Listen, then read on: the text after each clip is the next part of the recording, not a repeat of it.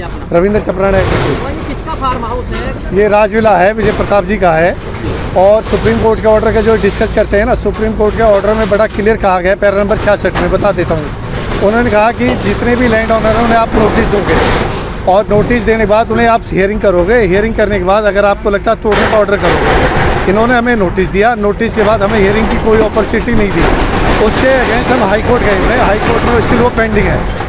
जो कहते हैं ना कि हाई कोर्ट में हाई सुप्रीम कोर्ट के ऑर्डर के खिलाफ ये जो डीएफओ ने ऑर्डर कर दिए विदाउट हमें सुने हुए, उस ऑर्डर के अगेंस्ट हम हाई कोर्ट गए हैं और हाई कोर्ट में वो भी पेंडिंग है, वो स्टिल पेंडिंग है। और 21/5 को हमारा केस हियरिंग पे नहीं आ पाया था, तो बाकी 8 मैटरों के साथ हमारा 2/9 में पेंडिंग है। ऑनलाइन चेक कर सकते हो, 2/9 में है ये। तो किस आदेश पे तोड़ जाए? कोई आदेश नहीं है, ब्लैंकेट ऑर्डर है सारे ये ऑर्डर। ये तो राजनीतिक उसमें है। सुप्रीम कोर्ट के आदेश के अनुसार हम अप्लाई कर रहे हैं, तो क्या उन्होंने भी अप्लाई करा? अप्लाई करने के बाद क्या उनकी स्टेज 1 स्टेज 2 कोई सी तो क्लियर हुई होगी? किसी की भी कोई क्लियर नहीं हुई है। बस पिक एंड चूज़ वाली बात हो रही है कि जो नेताओं के तोड़े गए हैं, 2-4 नेताओं के इसलिए तोड़े गए हैं कि भाई उन्होंने अप्लाई नहीं करा। जो राजेश नागर है, मनमोहन जी है, क्योंकि उन्हें कभी नोटिस ही नहीं गया। सर, ये तोड़फोड़ की कार्रवाई जो की जा रही है बिल्कुल सरासर गलत की जा रही है।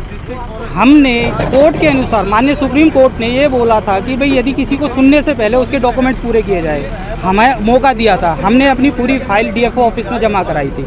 उसके अगेंस्ट में हम हाई कोर्ट गए हुए थे। हाई कोर्ट में जैसे 8 लोगों को स्टे मिली हुई थी, उसी तरीके से हमने भी अपने पेपर लगाए कि भाई हम भी उसी चीज़ में वो करते हैं।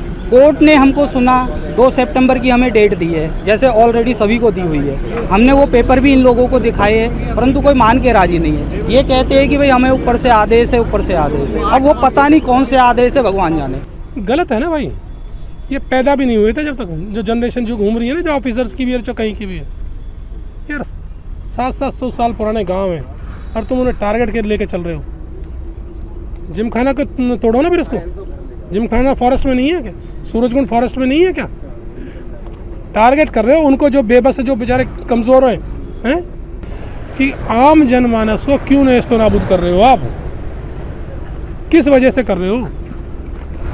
क्यों भय का माहौल क्रिएट कर रहे हो समाज के अंदर?